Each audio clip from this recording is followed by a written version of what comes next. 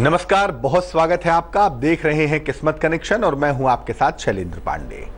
हमारे आसपास तमाम तरह की ऊर्जा मौजूद होती है, तमाम तरह की एनर्जी होती है, जिसको आप ये कह सकते हैं कि आपके आसपास शुभ और अशुभ शक्तियां होती हैं। और इसमें से जो अशुभ शक्ति होती है वो जीवन में बहुत सारी मुश्किलें बढ़ा देती है। आम बोलचाल की भाषा में इसको नकारात्मक ऊर्जा या निगेटिव एनर्जी कहा जाता है। आज ये जानेंगे कि ये नकारात्मक ऊर्जा होती क्या है, इसका मामला क्या है, और अगर नकारात्मक ऊर्जा में घिरे हुए हैं तो कैसे इस नकारात्मक ऊर्जा से बाहर निकलें। तो चर्चा की शुरुआत करते हैं। सबसे पहले जानते हैं गुड लक। अगर आप लाल रंग के आसन पर बैठकर पूजा करते हैं, यानी जिस आसन पर बैठ के आप ध्यान करते हैं, मंत्र जप करते हैं, पूजा करते हैं, अगर वो आसन लाल रंग का हो तो उस पर बैठकर पूजा करने से आलस्य नहीं लगेगा और पूजा में आपका मन ज्यादा लगेगा। आप ज्यादा गहराई के साथ, ज्यादा गंभीरता के साथ पूजा कर पाएंगे। सबसे पहले जानते हैं कि नकारात्मक ऊर्जा होती क्या है। देखिए, हर व्यक्ति से और हर वस्तु से भी, चाहे वो जीवित वस्तु हो चाहे वो मृत वस्तु हो, दुनिया की हर चीज से उसके स्वभाव के हिसाब से तरंगे निकलती रहती हैं। हमारे शरीर से, इस सोफे से, इस कपड़े से, हर चीज से ऊर्जा निकलती रहती है। व्यक्ति के अंदर से जो ऊर्जा निकलती है, जो तरंगे निकलती हैं, वो बहुत ज्यादा प्रभावशाली हो जाती हैं। और जब ढेर सारी तरंगें इकट्ठा हो जाती हैं तो वो विशेष तरह की ऊर्जा बन जाती है, विशेष तरह की एनर्जी बन जाती है। धीरे धीरे तरंग इकट्ठा हो रही है, किसी जगह पे जमती चली जा रही है, और जब वो पूरी तरह से जम जाती है, ढेर सारी तरंगें इकट्ठा हो जाती हैं, तो उसको ऊर्जा कहा जाता है। अच्छे संस्कारों वाले व्यक्ति की जो ऊर्जा है वो पॉजिटिव होती है, वो सकारात्मक होती है, जबकि खराब संस्कार वाले, खराब आदत वाले व्यक्ति की जो ऊर्जा होती है वो निगेटिव होती है, वो नकारात्मक होती है। और ये नकारात्मक ऊर्जा अगर हमारे अंदर है या हमारे आसपास है तो हमारे प्रगति के, हमारे डेवलपमेंट के बीच में आ जाती है और हमारी उन्नति नहीं होने देती, सब कुछ बीच में रोक देती है। तो निगेटिव एनर्जी एक ऐसी चीज है जो हम खुद ही क्रिएट करते हैं, खुद ही पैदा करते हैं और जाने अनजाने अपनी किस्मत को खुद ही रोक देते हैं। नकारात्मक ऊर्जा का असर क्या है, प्रभाव क्या है, इस पर बात करेंगे, लेकिन पहले जान लेते हैं मेष, वृष और मिथुन राशि का राशिफल।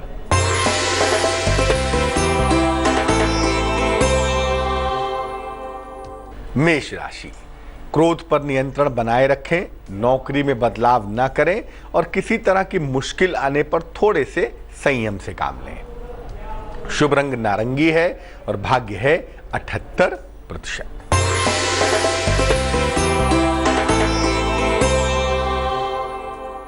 वृष राशि, वैवाहिक जीवन में बाधा दिखाई दे रही है, शिक्षा में हालांकि सफलता है और धन अगर कहीं पर फंसा हुआ है तो वो आपको मिल सकता है। शुभ रंग पर्पल यानी कि बैगनी और भाग्य होगा 45%।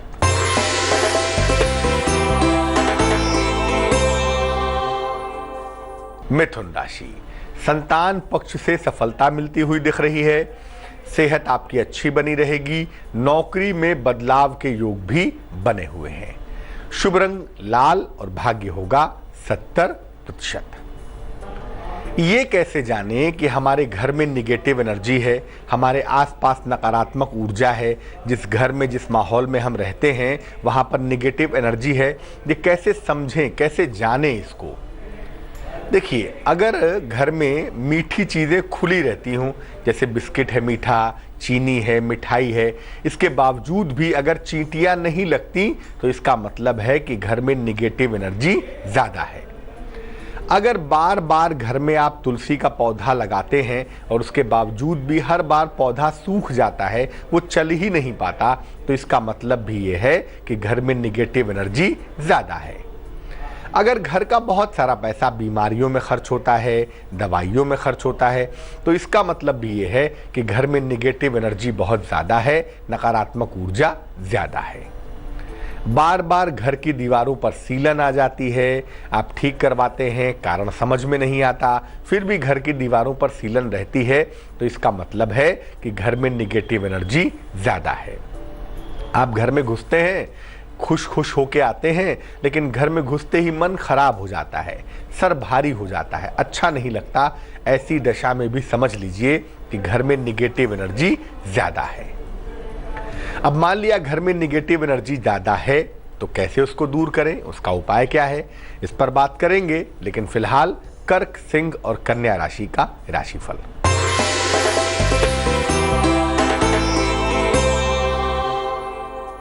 कर्क राशि, विवाह के सुंदर योग बनते हैं, वाणी पर नियंत्रण बनाए रखें, कारोबार में फायदा हो सकता है। शुभ रंग क्रीम है और भाग्य है 89%।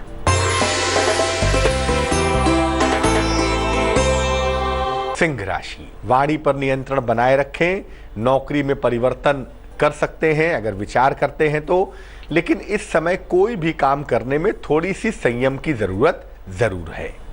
शुभ रंग लाल है और भाग्य है 49%।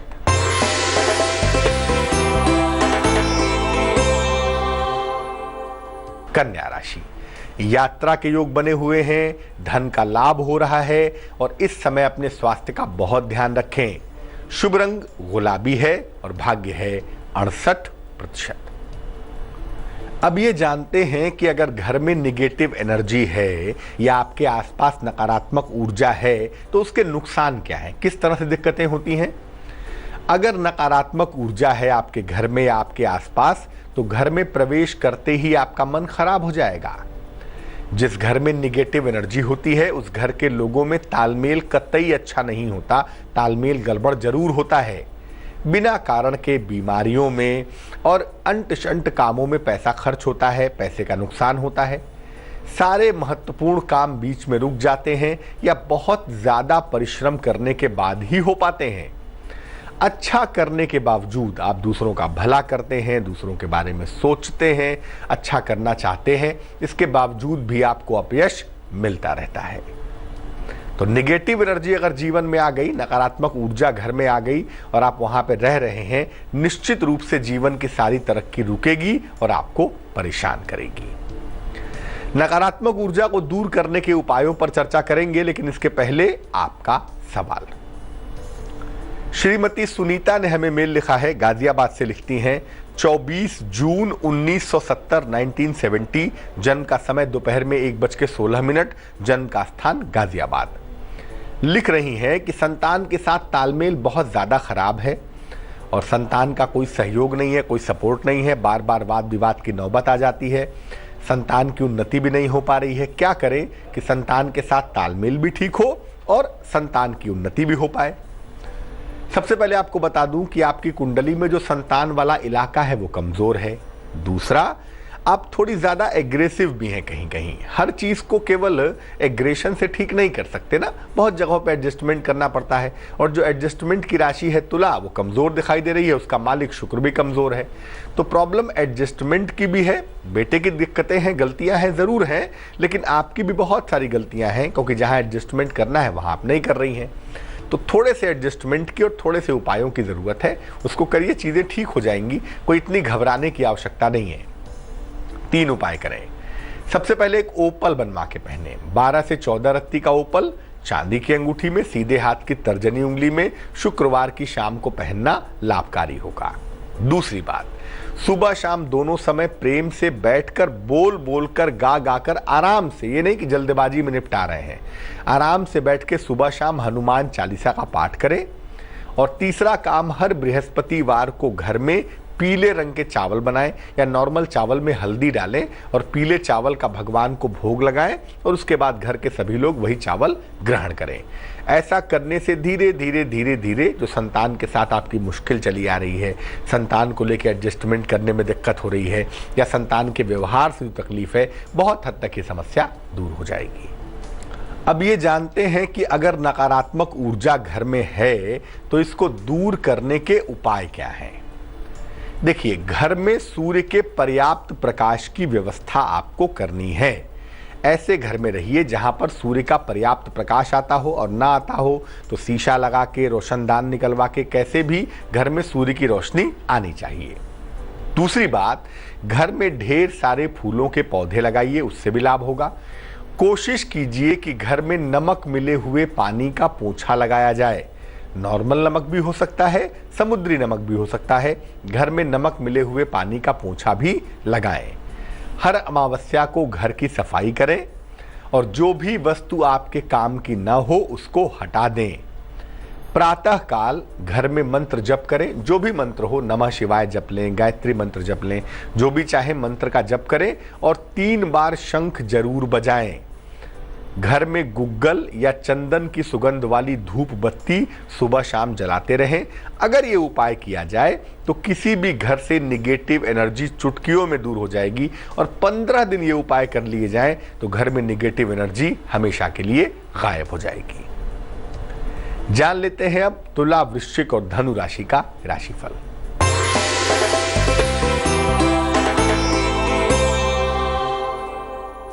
तुला राशि, अधिकारी के साथ तालमेल पर बहुत ध्यान दें।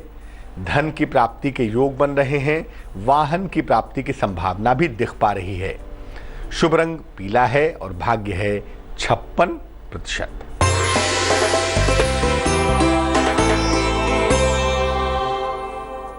वृश्चिक राशि, नया कारोबार शुरू हो सकता है, प्रेम के मामले हल होंगे, और हो सकता है कोई संपत्ति भी आप खरीद लें। शुभ रंग सफेद और भाग्य होगा 70%।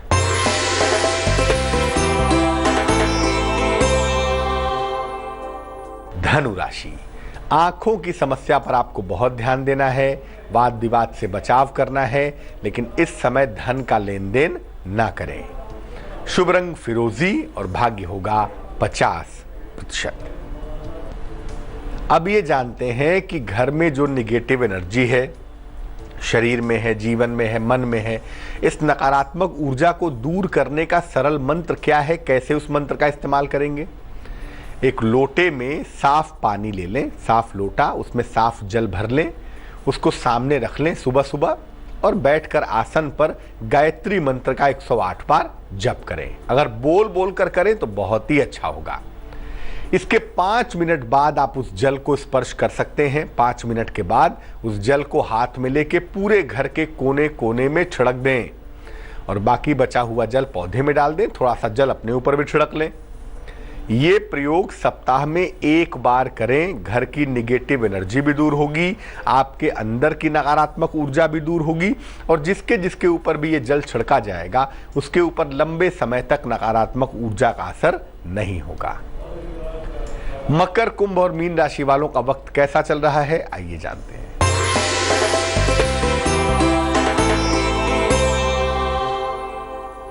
मकर राशि, जीवन साथी का सहयोग आपको मिलेगा। यात्रा से लाभ होगा। घर में किसी मंगल कार्य के होने की संभावना बन रही है। शुभ रंग समुद्री हरा और भाग्य होगा 82%।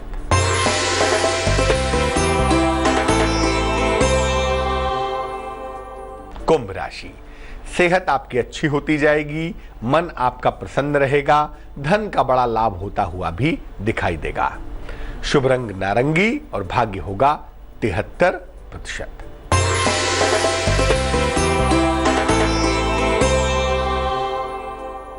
मीन राशि, वाहन खरीदने की संभावना दिखाई दे रही है। अचानक धन की प्राप्ति होगी। किसी प्रिय व्यक्ति से भेंट की संभावना भी बनी हुई है। शुभ रंग आपका सिल्वर यानी चांदी जैसा रंग और भाग्य होगा 50%। तो आज हमने बात की नकारात्मक ऊर्जा की। ये जाना कि नकारात्मक ऊर्जा होती क्या है और इसको दूर करने के सरल उपाय क्या हैं। अब जान लेते हैं क्या है आज की सलाह।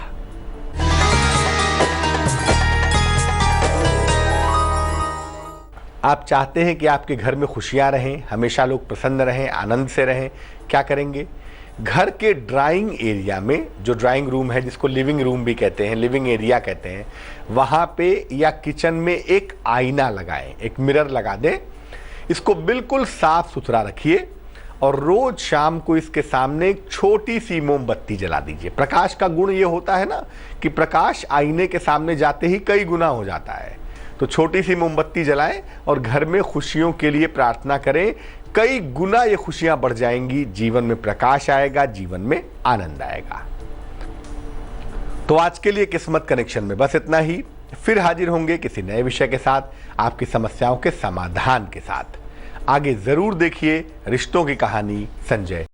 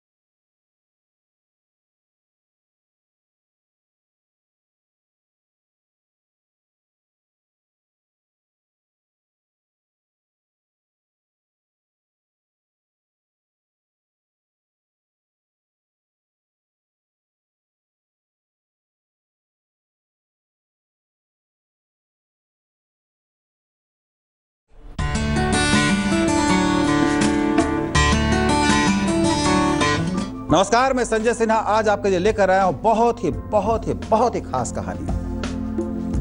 घर की बालकनी में एक कोने में कबूतर ने एक छोटा सा घोंसला बनाया था। उस पूरे घोंसले को बनते हुए मैंने खिड़की से देखा था। वहां 2 कबूतर रहते थे। एक कबूतर कभी आता कभी जाता, पर दूसरा कबूतर वहीं रहता। वो हिलता डुलता भी नहीं। मैं कई बार खिड़की से उसे देखता, वो भी मुझे देखते हुए देखता। मुझे लगता कि मुझे देखकर वो उड़ जाएगा। वैसे ही जैसे छत पर जब कबूतर आते हैं और मैं वहां जाता हूं तो वो उड़ जाते हैं। मैंने बहुत पहले माँ से पूछा था कि माँ, छत पर जो कबूतर आते हैं मेरे जाने पर उड़ क्यों जाते हैं? तो माँ ने बताया था कि वो डरते हैं। अगर कबूतर डरते हैं तो फिर बालकनी में बैठा यह कबूतर क्यों नहीं उड़ता? एक तो उड़ भी जाता है, लेकिन दूसरा बिल्कुल नहीं उड़ता। वो चौकस निगाहों से मेरी ओर देखता भले है, पर न डरता है न उड़ता है। मैंने फिर पूछा था कि माँ, छत वाले कबूतर तो डरपोक हैं, लेकिन ये कबूतर किसी से क्यों नहीं डरते? माँ ने खिड़की से झांक कर देखा, फिर कहा कि ये अपने अंडों पर बैठी है।